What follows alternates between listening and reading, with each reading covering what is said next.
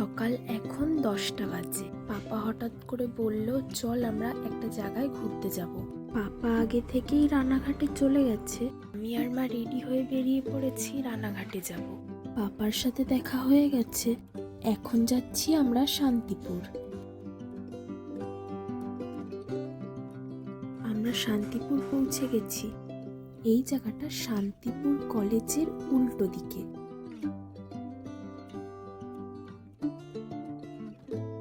এখানে এসে সকালে টিফিন করে রাস্তায় একটু হাঁটতে বেরিয়েছি।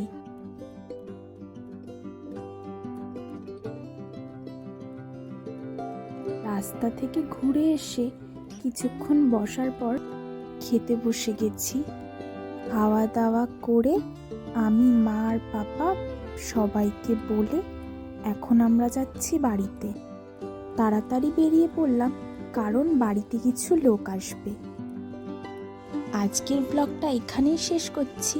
দেখা হবে নেক্সট কোনো মিনি ব্লগে। বাই।